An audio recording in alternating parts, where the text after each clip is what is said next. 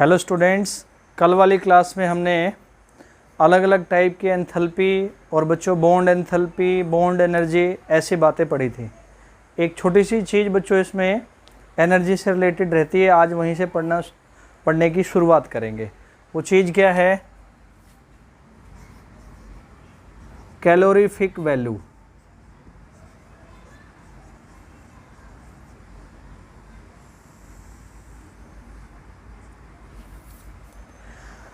खाने पीने की चीज़ों के पैकेट्स के ऊपर ये वैल्यू आपको पढ़ने को मिल जाएगी, कैलोरीफिक वैल्यू। जब भी बच्चों किसी 1 ग्राम फूड का कंप्लीट कंबशन होता है, 1 ग्राम फूड बोला है, तो 1 ग्राम फूड के कंप्लीट कंबशन से जो अपने को एनर्जी मिलती है, हमारी बॉडी को एनर्जी मिलती है, उसको क्या बोलते हैं हम? Calorific value. लिखा होता ना, बिस्किट के पैकेट पे इतना है, कोल्ड ड्रिंक पे, चिप्स पे, हर एक चीज़ पे, मिल्क पे पैकेट लेते हैं आप। तो कंबशन का मतलब क्या है कि हमारी बॉडी में गया, जो डाइजेशन के प्रोसेस में जब उसका कंबशन होता है, ऑक्सीडेशन होता है, तो उसके 1 ग्राम से जो एनर्जी मिलती है, that is called calorific value. और अगर बच्चों हम अलग अलग फूड के अंदर कंपोनेंट्स वाइज बात करेंगे कैलोरीफिक वैल्यू की, तो फैट से सबसे ज़्यादा एनर्जी मिलती है, इसलिए उसके कैलोरीफिक वैल्यू सबसे ज़्यादा होती है। प्रोटीन में वो कम होती है बच्चों, और फैट में सबसे ज़्यादा, उससे कम कार्बोहाइड्रेट में, और सबसे कम प्रोटीन में। इसलिए जो प्लेयर्स होते हैं, जो एथलीट्स होते हैं, उनको एनर्जी ज़्यादा चाहिए, इसलिए वो फैटी चीज़ें खाते हैं। लिखते हैं पूरी बात को। It is amount of energy obtained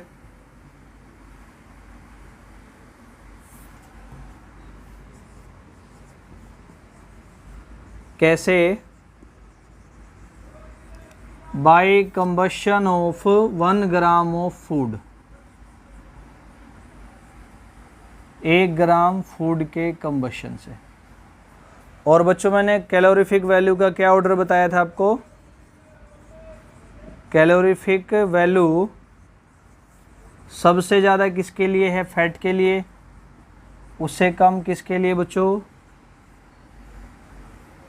carbohydrate के लिए। और सबसे कम बच्चों किसके लिए होता है ये value?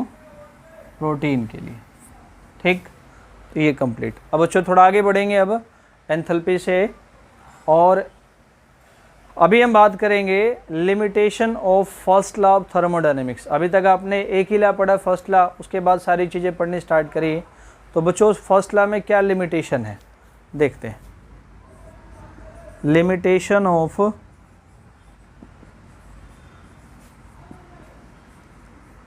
First law of thermodynamics.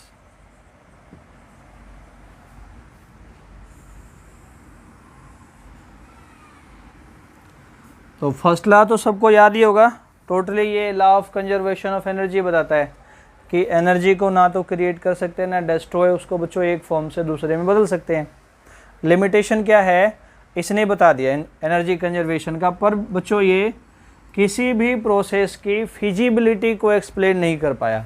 Feasibility मतलब उस प्रोसेस की बच्चों पॉसिबिलिटी को एक्सप्लेन नहीं कर पाया।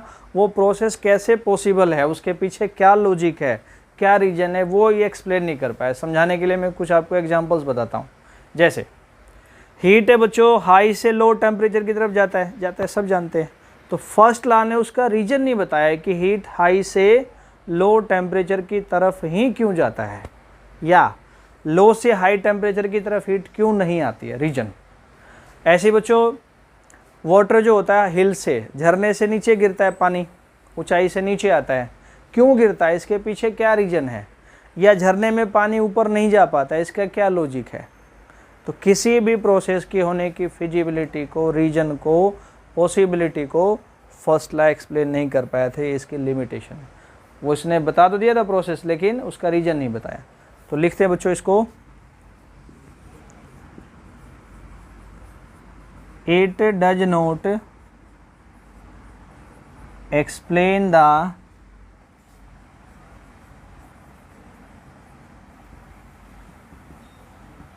Feasibility of a process. जैसे देखिए एग्जाम्पल क्या है, why heat flows from high temperature to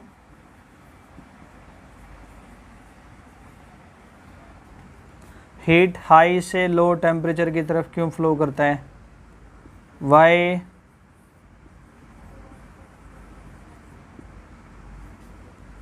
waterfalls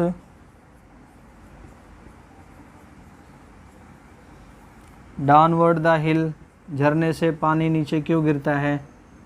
या इसमें से भी आप बना सकते हैं वाई, जैसा कि मैंने बताया, हीट डज नॉट फ्लो कहाँ से कहाँ बच्चों?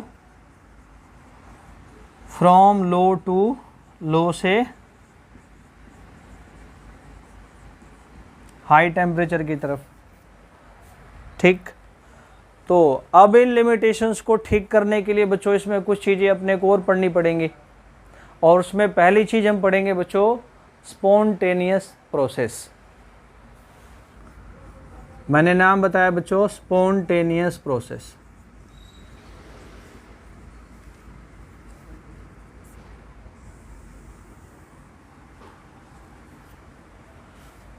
तो बच्चों दुनिया का कोई भी प्रोसेस जो अपने आप हो जाए या जो एक बार शुरुआत देने पर हो जाए, मतलब एक बार उसको शुरुआत दे दी हमने, इनिशिएशन दे दी तो हो जाए, ऐसे प्रोसेस को बोलते हैं हम स्पॉन्टेनियस प्रोसेस।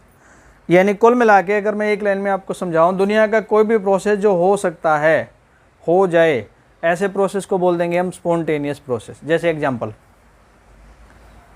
आपने कैंडल को जलाना है तो शुरू में आप बस माचिस की तिल्ली से जलाना, मतलब लाइट नहीं करनी उसकी, तो माचिस की तिल्ली से आप उसको इग्निशन दे दे, शुरुआत दे दे, वो आपका चलना शुरू हो जाएगा, मतलब वो उसकी लाइटनिंग स्टार्ट हो जाएगी। ऐसे ही मान ले बेटा ठुठी में से पानी को गिरना है तो आप ठुठी को खोल दे, पानी गिरना शुरू हो जाएगा। हीट है, जैसे रख दिया है किसी गर्म चीज़ को, हाई से लो टेम्परेचर की तरफ अपने आप फ्लो होगा, उसको तो शुरुआत देने की भी ज़रूरत नहीं है। बात समझ रहे हैं? आपने स्विच ऑन कर दिया तो स्विच से जुड़ी हुई जो भी चीज़ है, पंखा है तो वो चलेगा, कूलर है तो वो चलेगा, बल्ब है तो वो चलेगा, आपका टेलीविज़न सेट लगा हो तो वो चलेगा, शुरुआत देने के बाद वो चलता ही रहेगा। आपने किसी व्हीकल को स्टार्ट कर दिया चाबी से, सेल्फ से, किक से, जैसे भी, उसके बाद वो चलता रहेगा। That is the spontaneous process. आया समझ? लिखते हैं इसको, प्रोसेस कोई भी विच टेक्स प्लेस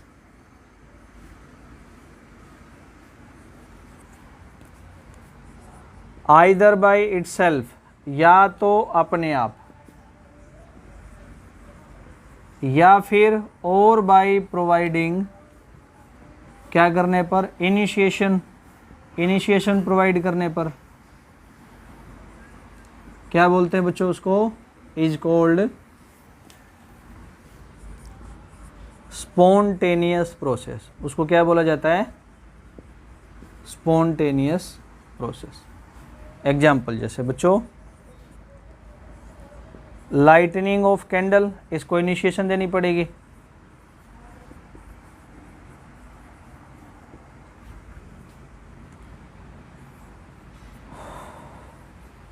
चलाना, operating of fan bulb, television set switch on कर दो, चलते रहेंगे। फ्लो ऑफ हीट, इसको तो शुरुआत भी नहीं देनी है, फ्रॉम, बस रख दिया तो चलना शुरू हो जाएगा। High temperature to low temperature, high to low temperature. और सोच सकते हैं बच्चों, जो हार्ट बीट है उसको तो चलाने की जरूरत नहीं, अपने आप ही चलता रहता है। बायोलॉजी में अगर एंट्री करते हैं तो जब हम सांस लेते हैं, ब्रीदिंग, उसको भी चलाने की ज़रूरत नहीं, अपने आप चलता रहेगा। तो ऐसे ऐसे बच्चों ये सब क्या होते हैं? Spontaneous process. एक इसका भाई है लेकिन इससे बिल्कुल अपोजिट है, ये है बच्चों नॉन स्पॉन्टेनियस प्रोसेस। नाम ही है ना, नॉन स्पॉन्टेनियस। दुनिया का कोई भी प्रोसेस बच्चों जो ना तो अपने आप होता है और ना जिसको शुरुआत दे तो हो, वो मतलब जो हो ही नहीं सकता प्रोसेस, उसको क्या बोल देंगे बच्चों? Non spontaneous process. जैसे समझ रहे हैं आप बात? Dissolution of soil in water, water के अंदर सॉइल डिजोल्व नहीं हो सकता। आ रही बच्चों बात समझ? Dissolution of oil in water, oil water के अंदर डिजोल्व हो ही नहीं सकता। Flow of heat from low to high temperature, नहीं हो सकता। लो टू हाई, हीट जहाँ ज़्यादा टेम्परेचर है वहाँ से लो की तरफ ही जाता है। पत्थर को आग नहीं लगा सकते। एक हंसने वाला एग्जांपल है, ऊँट को रेल में ट्रेन में नहीं चढ़ा सकते, है ना? ऐसा जो सामान्य ट्रेनें होती हैं, स्पेशल बना दो अलग है। ये सारी चीज़ें क्या होंगी बच्चों? नॉन स्पॉन्टेनियस प्रोसेस, जो अपने आप भी ना हो और जो शुरुआत देने पर भी ना हो। लिखते हैं उसको, process which neither takes place itself nor by initiation, और ना ही शुरुआत देने पर, initiation is called non spontaneous process. लिखते हैं बच्चों एग्जांपल्स। मैंने कहा ना क्या,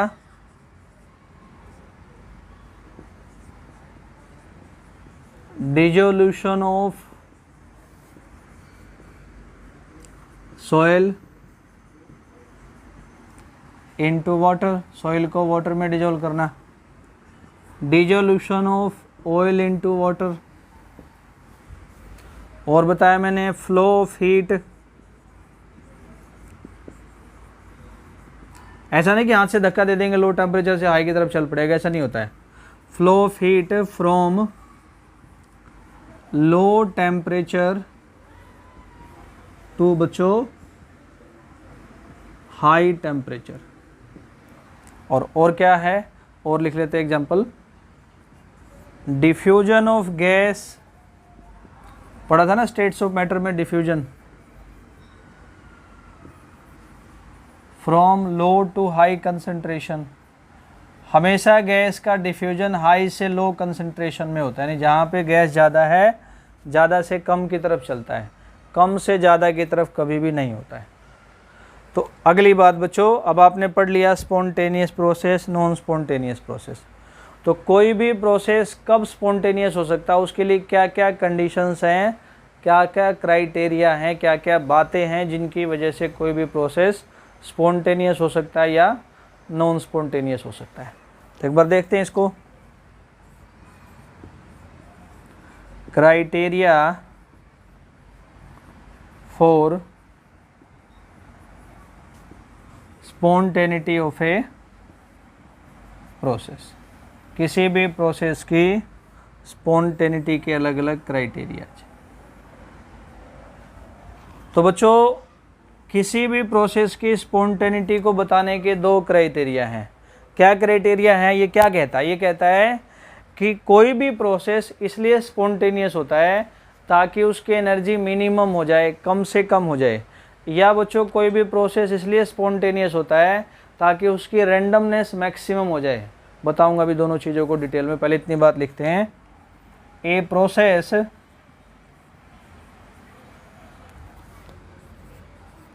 becomes spontaneous, किस लिए? so that its, पहली बात बच्चों, energy becomes minimum।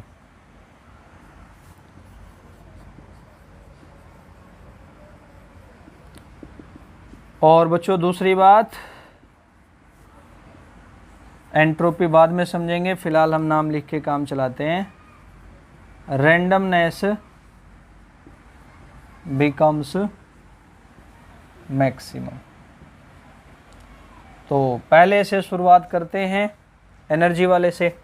ये बोला गया कि प्रोसेस इसलिए स्पॉन्टेनियस हुआ ताकि उसकी एनर्जी कम से कम हो जाए बच्चों, मिनिमम हो जाए।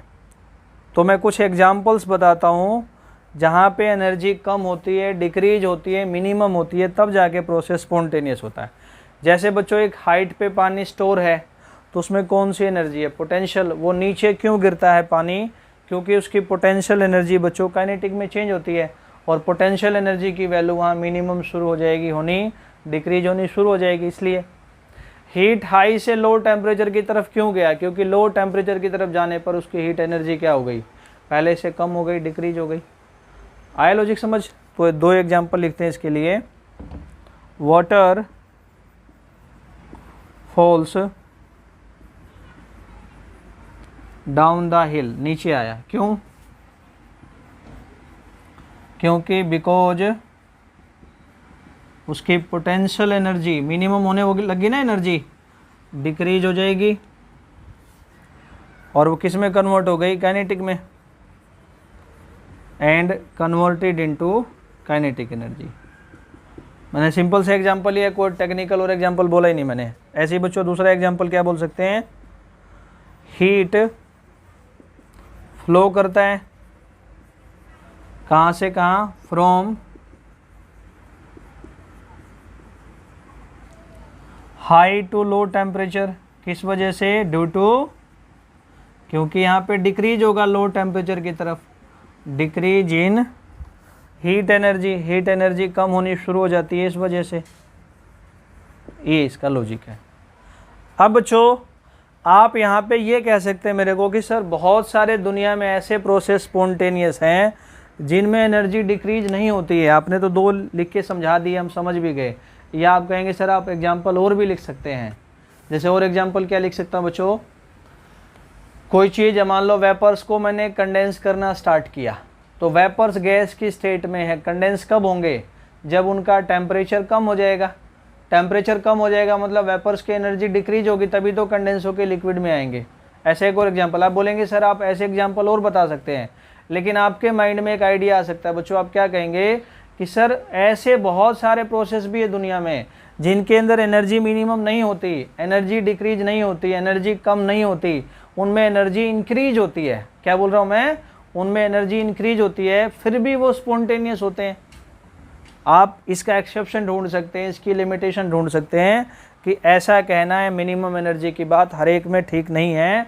बहुत सारे ऐसे प्रोसेस है जिनमें एनर्जी इंक्रीज होती है, फिर भी वो स्पॉन्टेनियस होते हैं। यानी मैं एग्जांपल बताऊंगा पहले उनके, फिर हम ये कंक्लूजन निकाल सकते हैं बच्चों कि मिनिमम एनर्जी ऐसा स्पॉन्टेनिटी का क्राइटेरिया बताना, एक फैक्टर बताना, ये बात पूरी तरह से ठीक नहीं है। स्पॉन्टेनिटी का ये पूरा क्राइटेरिया नहीं है, बिल्कुल ही ठीक नहीं है, ऐसा आप बोल सकते हैं।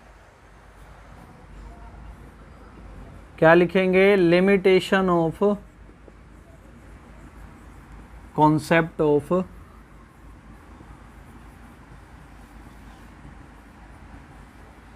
Minimum energy criteria. क्या बोला मैंने, देयर आर मैनी प्रोसेसेज, बहुत सारे ऐसे प्रोसेस हैं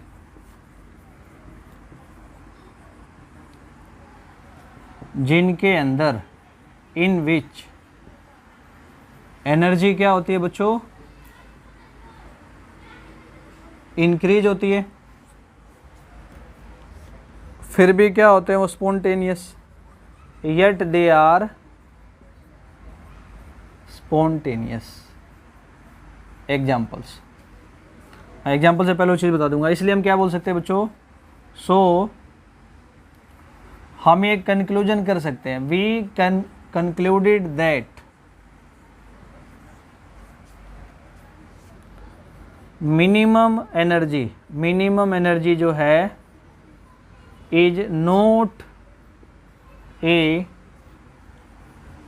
होल क्राइटेरिया, एक पूरा क्राइटेरिया नहीं है, किसके लिए, for spontaneity of process. Example देखते हैं बच्चों, जहाँ एनर्जी इंक्रीज होती है, बड़े सिंपल एग्जाम्पल, और प्रोसेस स्पॉन्टेनियस होता है। अगर आप किसी भी लिक्विड को वेपर्स में चेंज करते हैं, करना चाहते हैं, तो उसको बॉयल करना पड़ता है लिक्विड को। बॉयल करने का मतलब क्या होता है, उस लिक्विड को हीट देनी पड़ेगी, टेम्परेचर बढ़ाना पड़ेगा। यानी बच्चों उस लिक्विड की हीट एनर्जी जितनी भी पहले है उसको वेपर बनाने के लिए उसकी हीट एनर्जी को इंक्रीज करना पड़ेगा। बोलेंगे ना? तो बोल सकते हैं बच्चों यहाँ से conversion of liquid into vapours कैसे पॉसिबल होता है? Takes place by increase in energy. Heat energy बच्चों इंक्रीज होती है यहाँ।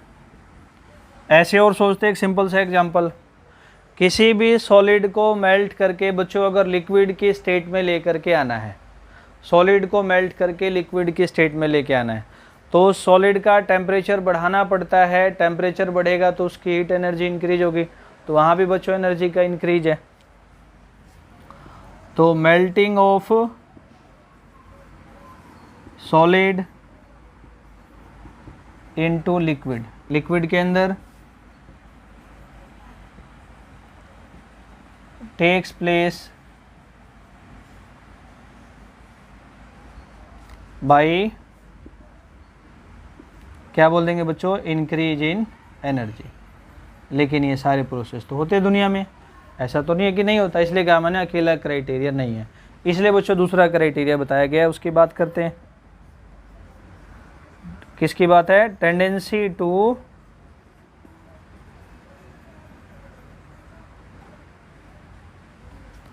एक्वायर, क्या एक्वायर करना हो? Maximum randomness. Tendency to acquire बच्चों मैक्सिमम रैंडमनेस। बच्चों रैंडमनेस समझना, हिंदी में रैंडमनेस का मतलब बिखरना। जैसे स्कूल से छुट्टी होती है तो बच्चे स्कूल की बाउंड्री में बंधे होते हैं, तो एकदम उस बाउंड्री से बाहर निकलते हैं, अपने अपने घर जाने की तैयारी करते हैं। कोई बस में जाता है, कोई साइकिल पे, कोई स्कूटी में, कोई गाड़ी में, ऐसा जाता है अलग अलग।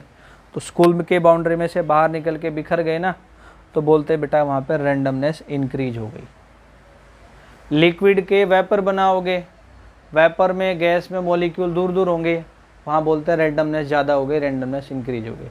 सिलेंडर का वाल्व खोलने के बाद गैस बाहर आती है बच्चों, गैस के मॉलिक्यूल जो बंधे होते हैं वो फैल जाएंगे, पाइप हटा दो, रैंडमनेस इंक्रीज हो गई।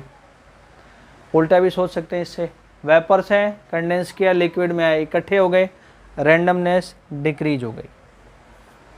लिक्विड था, फ्रिज किया, सॉलिड में आ गया, लिक्विड में पार्टिकल दूर दूर हैं, सॉलिड में तो बिल्कुल ही पैक है, रैंडमनेस क्या हो गई बच्चों? डिक्रीज हो गई। समझ आया? रैंडमनेस मतलब बिखराव, बिखरना, दूर दूर हैं तो रैंडमनेस ज़्यादा, इकट्ठे हैं तो रैंडमनेस कम।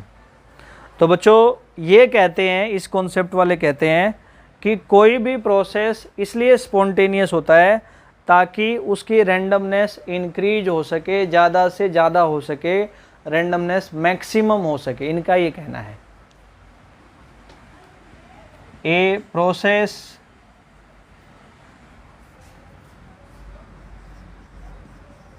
बिकम्स स्पॉन्टेनियस, इंक्रीज की बात करनी है रैंडमनेस की, सो दैट, ताकि क्या हो सके, इट्स रैंडमनेस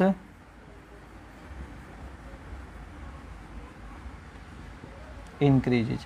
पहले मैं एग्जाम्पल बताऊंगा कि इस बात को ठीक से जहां समझ आ जाए कि कैसे रैंडमनेस इंक्रीज होने से बच्चों प्रोसेस स्पॉन्टेनियस होता है।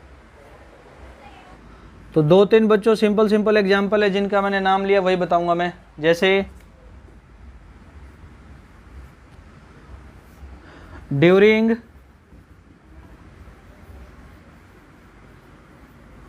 Conversion of liquid into vapours, liquid के जो वेपर में कन्वर्ट करते हैं, रैंडमनेस क्या होगा बच्चों? इंक्रीज होगा, पार्टिकल दूर दूर होंगे। और बोल सकते हैं ड्यूरिंग कन्वर्जन ऑफ सॉलिड,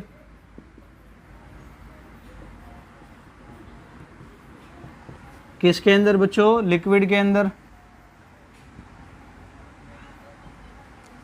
यहां भी क्या होगा? रेंडमनेस इंक्रीज होगा। जब भी गैस का डिफ्यूजन होगा, हाई से लो की तरफ चलेगा, तो क्या होगा? जो गैस के मॉलिक्यूल दूर दूर फैलेंगे, वहां भी रेंडमनेस इंक्रीज होगा, गैस का डिफ्यूजन होगा। आ रहा बच्चों समझ क्या बोल रहा हूं मैं? इन सारे प्रोसेसेस के अंदर ये क्यों स्पॉन्टेनियस हो रहे हैं? क्योंकि इनके अंदर क्या हो रहा है? रैंडमनेस बच्चों इंक्रीज हो रहा है। ठीक, अभी इस कॉन्सेप्ट की भी लिमिटेशन है, तो ऐसा कहना बच्चों पूरी तरह से ठीक नहीं है कि प्रोसेस इसलिए स्पॉन्टेनियस होते हैं ताकि उनकी रैंडमनेस इंक्रीज हो जाए। दुनिया में बहुत सारे ऐसे प्रोसेस भी हैं जो कि स्पॉन्टेनियस हैं, लेकिन उनकी रैंडमनेस मिनिमम होती है, कम होती है, डिक्रीज होती है। जैसे आपके सामने एग्जांपल हैं बेटा, जो लिखे ना, इन्हीं को बता देता हूँ मैं। वेपर्स को कंडेंस करोगे, लिक्विड बनेगा, रैंडमनेस डिक्रीज है, पॉसिबल है। लिक्विड को फ्रीज करोगे, सॉलिड बनेगा, रैंडमनेस डिक्रीज होता है, लेकिन पॉसिबल है। आ रही बात समझ? रबड़ को बेटा क्या करो? खींचा आपने, इसमें आ गया, ये इसमें लिख देते खींचने वाले में।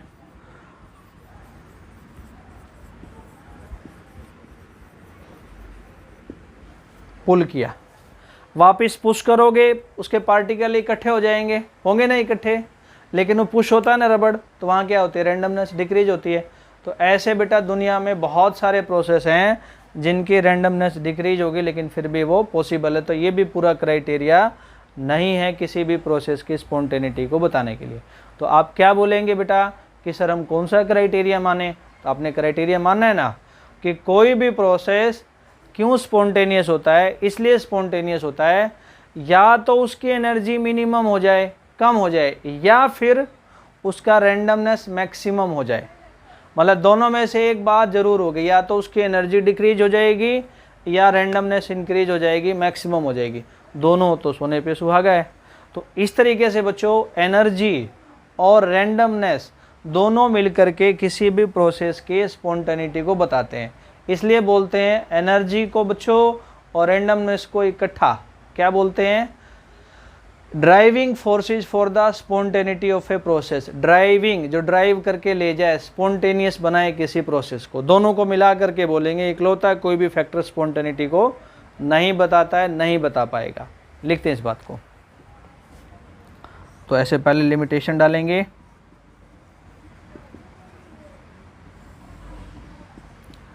क्या बोल देंगे? देयर आर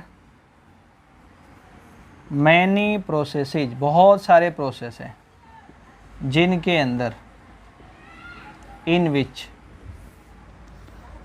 एंट्रोपी क्या होती है? डिक्रीज होती है। एंट्रोपी नहीं बच्चों, दिमाग चल गया सर का ज़्यादा। इन विच रैंडमनेस, ये एंट्रोपी का ही दूसरा नाम, इसलिए रैंडमनेस बार बार ध्यान में आ रहा है। इन विच एंट्रोपी डिक्रीजेज, फिर भी वो क्या है? They are spontaneous. अभी लिखेंगे बच्चों इसका एग्जाम्पल। जैसे condensation of vapours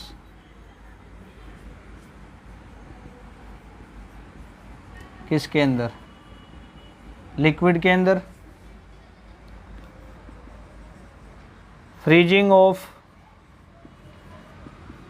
liquid, randomness decrease हो रहा है ना, किसके अंदर? सॉलिड के अंदर। रबड़ को वापस पुश किया फोर्स लगा के, इकट्ठे हो गए पार्टिकल, ये सब। तो क्या कंक्लूजन निकाल देंगे फिर? तो यहाँ लिख देंगे बच्चों, सो वी कंक्लूडेड दैट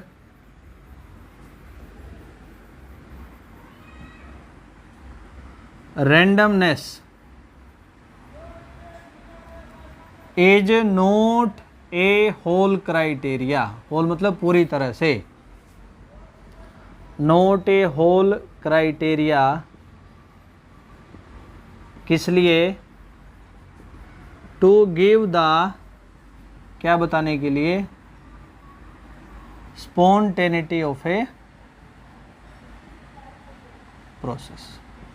ठीक है, तो कंक्लूजन क्या निकाल देंगे बच्चों एनर्जी और रैंडमनेस पढ़ करके, कि दोनों में से अकेला कोई भी पूरी तरह से क्राइटेरिया नहीं है, दोनों को मिला के ही हम क्राइटेरिया बना सकते हैं। तो क्या बोलेंगे, नाइदर एनर्जी,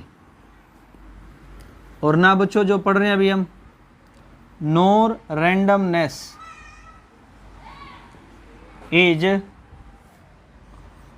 होल क्राइटेरिया, पूरी तरह से क्राइटेरिया है किसके लिए, फॉर स्पॉन्टेनिटी। प्रोसेस किस लिए, टू बिकम स्पॉन्टेनियस, स्पॉन्टेनियस होने के लिए।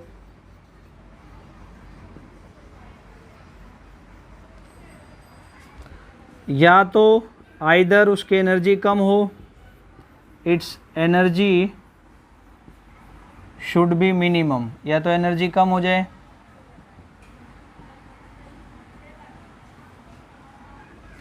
या फिर उसका रैंडमनेस क्या हो जाए, मैक्सिमम हो जाए।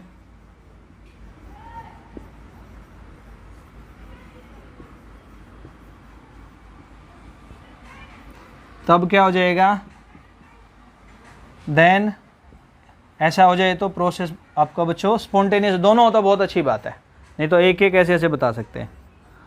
देन प्रोसेस बिकम स्पॉन्टेनियस, तो इसलिए बच्चों बोल देंगे, हम क्या बोल सकते हैं, बोल देंगे यहाँ से, so we can say that energy factor और randomness factor and randomness are driving forces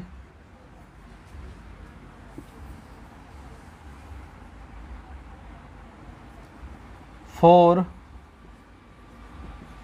spontaneity of process. ये ड्राइविंग फोर्सेज होंगे किसी भी प्रोसेस की बच्चों स्पॉन्टेनिटी को बताने के लिए। ओके, तो बच्चों जो अभी बताया मैंने, प्रोसेस कब स्पॉन्टेनियस हो सकता है, जब एनर्जी मिनिमम हो और एंट्रोपी क्या हो जाए उसके मैक्सिमम। तो उसको समझाने के लिए मैं एक रिएक्शन का एग्जांपल ले रहा हूँ, एक प्रोसेस का बच्चों, जहाँ ए से बी बन रहा है, और मैंने टाइप 1 लिख के क्या लिखा है यहाँ, अगर net driving forces forward direction में, मतलब एनर्जी फोर्स और रैंडमनेस फोर्स को मिला करके ड्राइविंग फोर्स बनेगा फॉरवर्ड डायरेक्शन में है, तो क्या क्या बातें हो सकती हैं उसको समझते हैं बेटा। पहली चीज़ है, एनर्जी फॉरवर्ड डायरेक्शन में है रिएक्टेंट से प्रोडक्ट के साइड, आर भी फॉरवर्ड डायरेक्शन में रैंडमनेस, तो नेट ड्राइविंग फोर्स भी फॉरवर्ड डायरेक्शन में होगा, दोनों के सम से आ जाएगा, ई प्लस आर कर देंगे।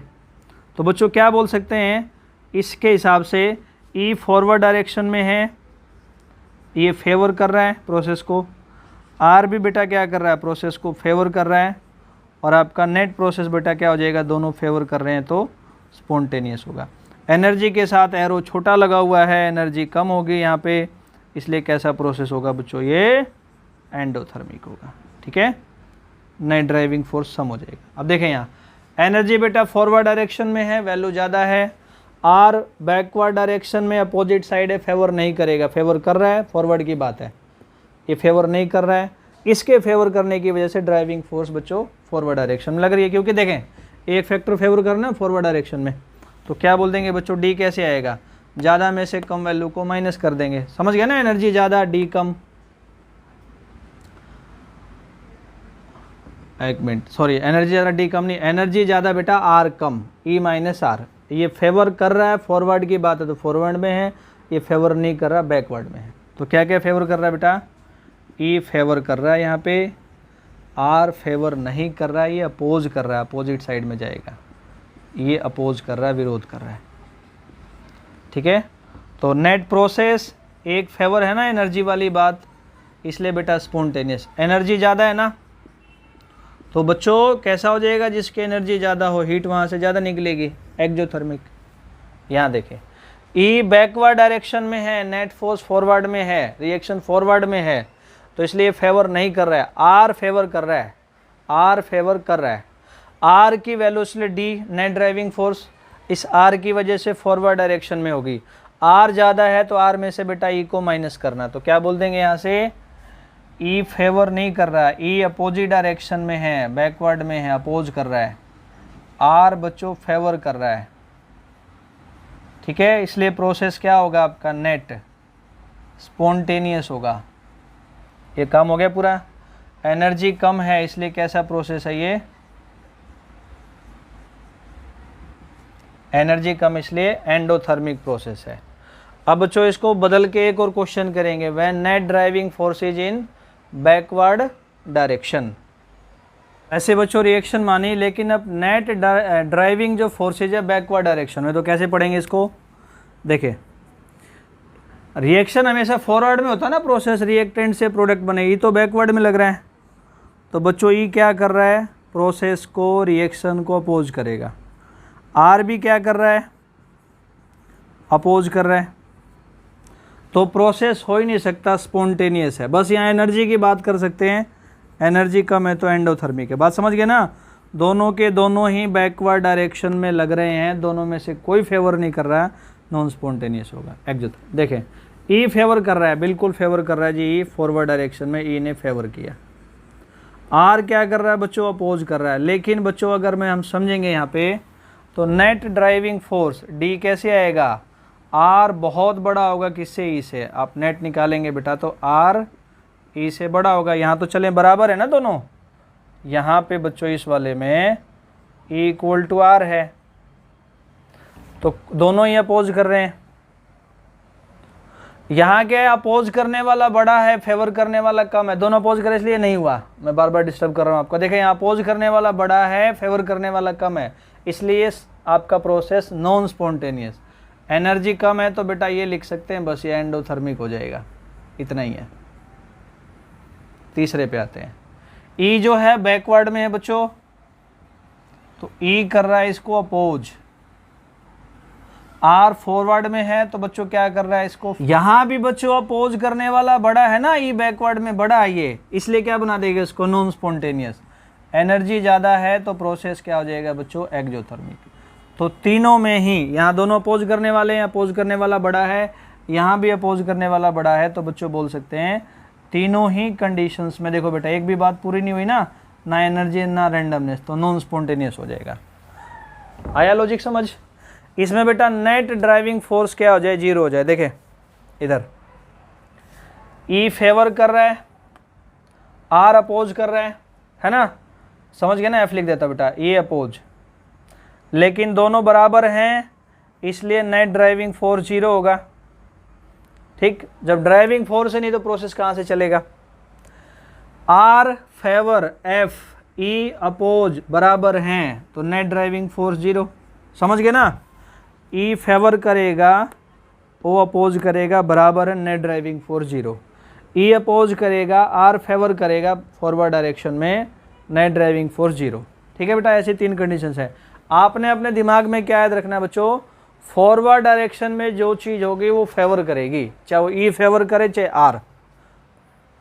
जो बैकवर्ड में होगी वो फेवर नहीं करेगी। अगर फेवर करने वाली चीज़ चाहे एक भी है, वो बड़ी है, तो प्रोसेस स्पॉन्टेनियस होगा। समझ गए ना, फेवर करने वाली दोनों चीज़ें तो बहुत अच्छी बात है, एक भी हो, बड़ी है, फॉरवर्ड डायरेक्शन में, तो प्रोसेस स्पॉन्टेनियस कर देगा। लेकिन एक ही है, फॉरवर्ड डायरेक्शन में, छोटी है, अपोज करने वाले से, तो प्रोसेस स्पॉन्टेनियस नहीं हो सकता, जैसा इन तीनों में देखने को मिला। तो यहाँ तक का बच्चों ये स्पॉन्टेनिटी का क्राइटेरिया कंप्लीट।